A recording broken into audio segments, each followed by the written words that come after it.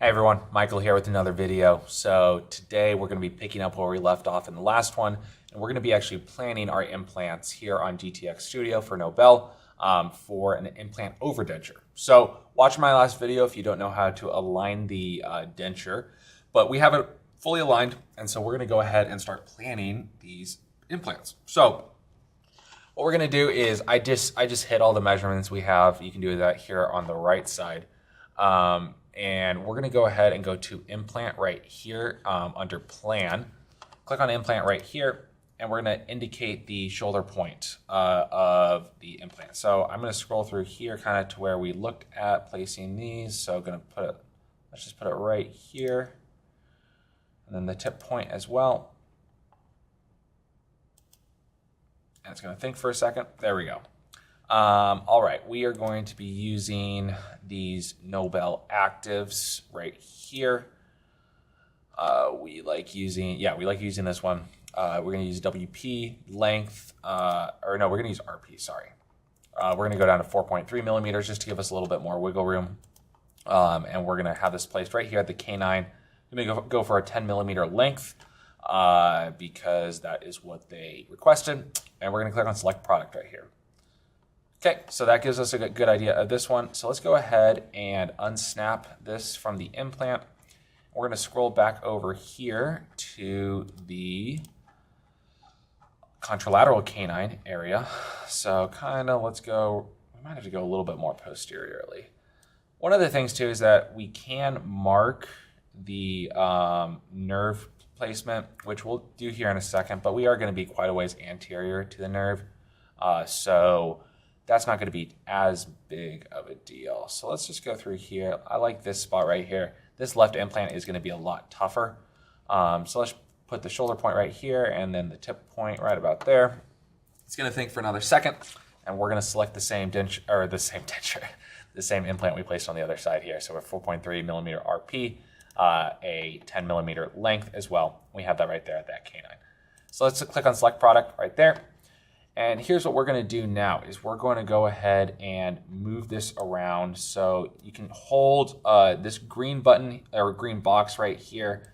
This is kind of where we're able to move this up, down, left, and right. And then if we want to change the angulation, we can go like this, and it'll cantilever off of the opposite dot right there. So what we're going to do here is we're going to just kind of place this roughly where we would like. I like this angulation a good amount. We're going to go to the next implant over on the right side. We're going to be able to play with this one a little bit more. I'm going to make sure we're underneath the crest of the bone right there. And then the one thing is that you can kind of see through here that it's a little tougher to see. These implants are not parallel. We would like these to be as parallel as possible. So let's go ahead and unsnap to here, and we're going to go ahead and parallelize these. But what we're going to do first, before we do that, is we're going to add in our 3 anchor pins. So we're going to go through here again, scroll through here. So we want one right here in the anterior portion. So let's get this through here for the tip point as well. Okay, we like that. Let's bring it down just a little bit more. That'll be solid right there. Unsnap this, and then let's go through and place one distal to each of the implants that we've placed. And this is where the IA nerve can come a little bit more into play, but obviously we are going to be quite a ways coronal to that, so I'm not too nervous about it, but we will go through here in a second and trace the IA nerve actually. So that one looks good as well, so we're going to unsnap here. Then we're going to scroll back through here, and we're going to go to distal to the left implant as well. Come back through here, I like about like right there, let's just say. So again, back to plan, anchor pin, place the shoulder point and the tip point. Now, one of the things that is important to make sure for this is that we are taking into account how we're actually going to be placing these into the patient's mouth. So I always talk about giving it a decent amount of angulation on a vertical perspective because you don't want to put them straight into the side, kind of at a 90-degree angle. And because if you do that, you're going to have the lips and the cheeks to take into account, and that becomes a lot less fun. So let's go ahead and unsnap this one. Let's go back to plan. And we're going to go through here, and let's go ahead and we're going to parallelize these implants. And then after we do that, we're going to be ready to generate our guide. All right, so I scrolled through the volume to go ahead and find this implant. This is going to be our left implant. I would like to set this as our master, if that makes sense. So let's go ahead and hit Parallelize All. And because I have this one selected, you can see right through here on the left side, it changes the angulation of the one on the patient's right. So if I click Paralyze All, it'll paralyze all implants. In this case, we only have 2, but if you had more, it would paralyze all of them. And it's going to place it according to the selected implant. So then let's go ahead and we're going to check this other angulation of this implant because it changed as well. So let's go ahead and we are going to snap this to the implant right here, just so we can kind of see. And scroll through a little bit faster. Yeah, I can live with that. That actually looks pretty good. Sometimes it'll require a little bit more adjustment. Maybe we can bring this a little bit more this direction. Yeah. I'm happy with this. I'm quite happy with this. I don't think we're going to get too much better than that. And again, if we're just moving it up, down, left, and right, that is going to keep the same angulation. So as long as you're not touching the angulation, it will stay parallel. And you can see here that there is it's not perfectly straight up and down. And part of that is just going to be due to that left implant, just because there is not a lot of bone left there. So frankly, there's not really that much that we can do on it.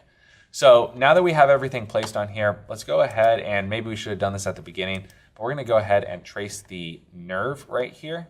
So what we're going to do for this is we're just going to scroll through here to try to find the entrance of the nerve. This is one thing that is a little bit more annoying with DTXs.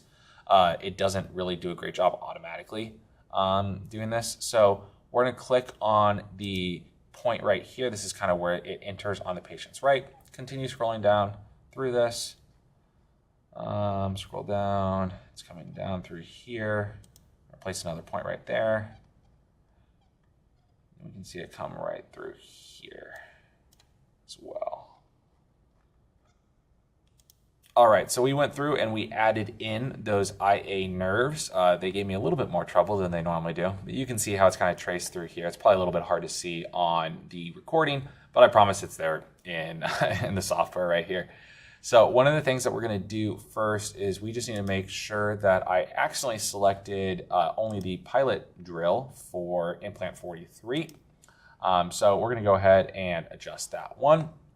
Then now that we have everything set, we're going to go ahead to finalize and create the template. So this is actually going to create the surgical template here. So both of these are going to be fully guided right here.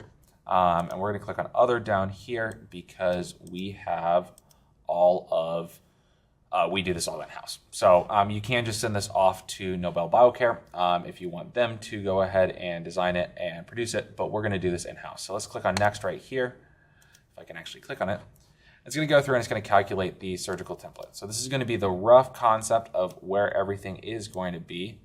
So you can see here that it pretty much just creates it in the same format as the denture, which is quite a bit different from coDiagnostiX. I actually very much prefer this system.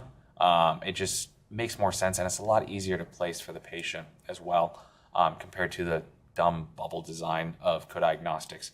But you can see through here that these are both at pretty much the same height for the 2 implants. And you can see through here of the sleeves that you would then go in and place as well. So I'm going to click on finish. What this is going to do is this is going to send this off to the design service from DTX.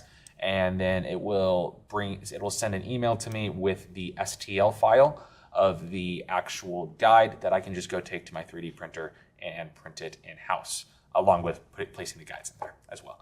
So that just about does it for this video.